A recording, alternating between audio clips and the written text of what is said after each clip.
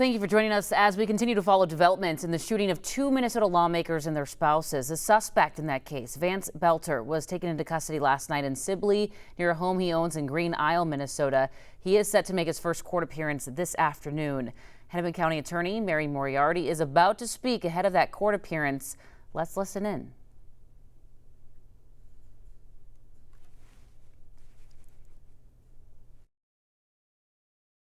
By the people who knew and loved them. This act of political violence is deeply felt across our state and across the country. We also want to again express our thoughts and support to State Senator John Hoffman, his wife Yvette, and their daughter.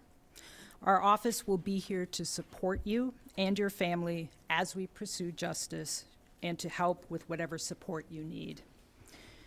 I want to thank the Bureau of Criminal Apprehension, the Hennepin County Sheriff's Office, the Brooklyn Park Police Department, and the hundreds of local, state, and federal law enforcement officers who worked tirelessly to apprehend Vance Belter. People were understandably terrified over the last several days, and the state owes you a debt of gratitude for all of your swift work. I want to specifically thank the Brooklyn Park police officer whose proactive intervention in checking on the Hortmans likely stopped further bloodshed. I also want to thank the members of our office who worked all weekend with our law enforcement partners in this case. And I want to thank the medical team who provided emergency care to the Hoffmans. Although police have made an arrest, the investigation is ongoing, and so I'm limited in what I can share about it. On Saturday, our office filed charges against Mr. Bolton for second-degree murder and attempted murder, allowing us to obtain a nationwide arrest warrant which would allow law enforcement across the country to arrest him. These are the highest charges we can file by complaint, and it needed to be done quickly to get the warrant out. Mr. Belter was taken into state custody, and our office intends to pursue first-degree murder charges against Mr. Belter. We are at early stages. We will be reviewing all of the evidence from law enforcement as it comes in and working with our law enforcement partners to develop the case. I do want people to know that given the scale of this investigation, the review of evidence will take time. I want to assure our community and all those who are grieving that we will seek justice and accountability for the victims of all these heinous crimes. Our most senior and experienced prosecutors are handling this case. Because this case is now an active prosecution, that is all I will say about the case itself. It is a frightening time we are living in. Political violence is prevalent, and the way we talk to and about each other has raised the temperature to unfathomable levels. We cannot continue on this way. In times of tragedy, but also every day, as we navigate our daily lives, we need to find ways to support one another. As our community grieves, I encourage those out there seeking to create additional chaos to stop spreading misinformation and conspiracy theories. Our law enforcement partners are building a case using facts and evidence to ensure Vance Belter is held accountable. Again, I want to thank everyone who helped bring this search to a resolution, and again to express our grief, condolences, and support to the Hortman and Hoffman families.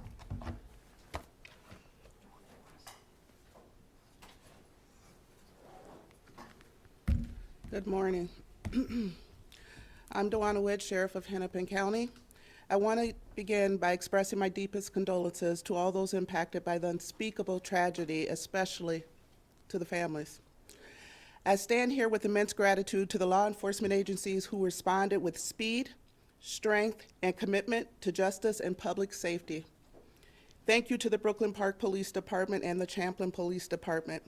Hennepin County is proud to have your team serve in our community as we grieve with you. Thank you to all the local, state, and federal agencies. Hundreds of first responders came together to bring justice to an unthinkable act of violence. Our mission was clear: protect the public, prevent further harm, and hold the perpetrator accountable. We all shared a singular goal: justice rooted in public safety. Vance Bolter inflicted unimaginable harm to our community Saturday morning, and he did it while impersonating the very people who are trusted to protect and serve. These violent acts strike at the heart of our democracy and the safety of those who serve the public with dedication and courage. Our hearts go out to Speaker Melissa Hortman and her husband Mark, their families, and their loved ones. We are also grateful Senator Hoffman and his wife Yvette are expected to recover, and we will be here to support them during their long journey of healing and grief. Today, the manhunt is over, but the investigation continues, and more importantly, the process to healing begins.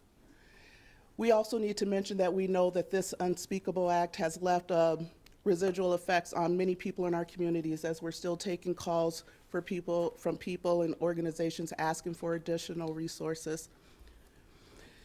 We grieve with those close to our victims, our families, and all community members.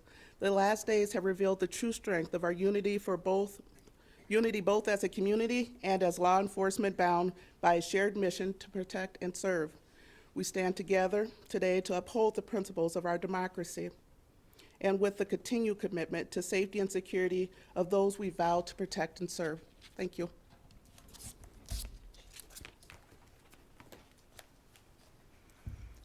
We also have Drew Evans from the BCA, Chief Mark Bruley from Brooklyn Park will stand for questions. Superintendent Evans, just curious, we were with you last night. In hindsight overnight, did the defendant give us any indication, any comments, anything you can share publicly about his mode of cooperation with authorities?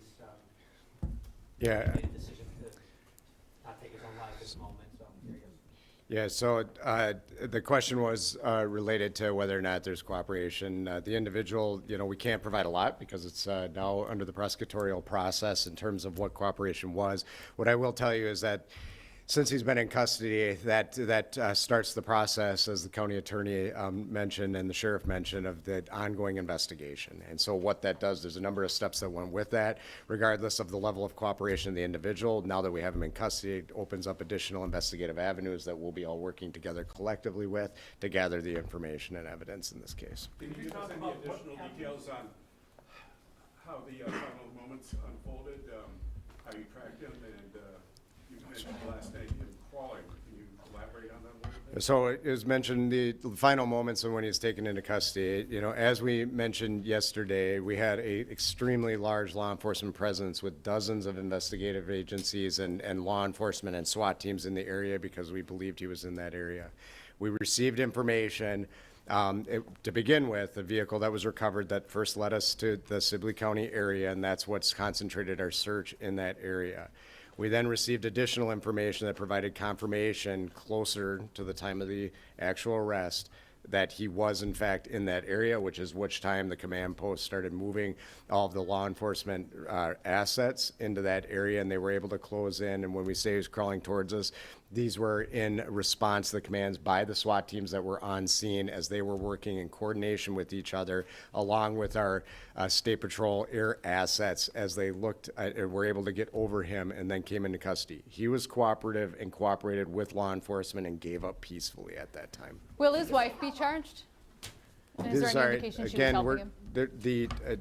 As we said, the real work of the investigation now begins. They've been working collectively, and I want to thank the Hennepin County Attorney's Office and Mike Radmer, who's with us today, who worked really with our team all weekend long, along with others across their office and the United States Attorney's Office, to be working together on that. What I will say when it comes to his wife and anybody else, if anybody else participated in these crimes, if anybody else worked to hide him and provide assistance in getting away, that will certainly be something that we are looking at with that, and we will provide that information to our prosecutors that will analyze and determine whether or not additional charges are appropriate. Can you tell us how long you negotiated with him until he surrendered?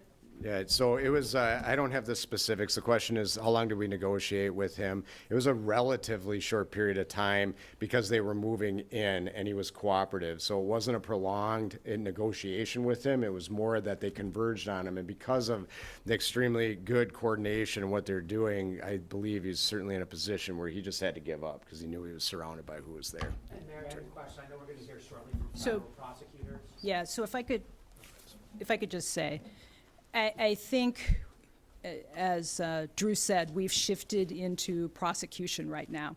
And so I understand why it was important to get information out there to the public because there was a person who is suspected of these murders. Right now, what everybody up here is trying to do is to protect the integrity of the investigation. And so I know there's a tension. I know people want information, and right now, we're really trying to focus on the investigation so that we don't have all kinds of information out there, so that as law enforcement gathers that information, if we need to present it in court, there's integrity there. So I know you all have questions, but that's the reason we're really focusing on not sharing some information. Yes, Paul? And I have a legal question. Of We're course. gonna hear shortly from Yes. federal prosecutors. I heard Yes. some attorneys pontificating on the morning news, and if the feds take this, it could be a death penalty case. I don't know the specifics there. But what are we gonna hear today from across the street? And do you want this case in your jurisdiction in Hennepin County? So I know that the feds are going to make an announcement, and so they can speak for themselves. What I can assure our community is that we have filed charges. As you know, we intend to seek first-degree murder charges here. The penalty for that would be life without parole. So we intend to go forward on this case because we are accountable to protect our community and hold people who commit crimes in this county accountable. Is the prosecution being coordinated between the two offices? Well, so as Drew said, there was plenty of coordination on finding him, and all law enforcement, the sheriff, Brooklyn Park, BCA, FBI, coordinated together to locate him. We certainly have been in conversation with the U.S. Attorney, and as I said, I think they're probably best able to answer questions. Is he doing the first appearance here, or is it going to be in federal court in St. Paul? Well, what would happen typically is that he would make a first appearance in state court here at 1:30. We have been told that the feds were going to pick him up at 10, and then the feds can answer other questions about that. Thank you so much. He must do. Is he making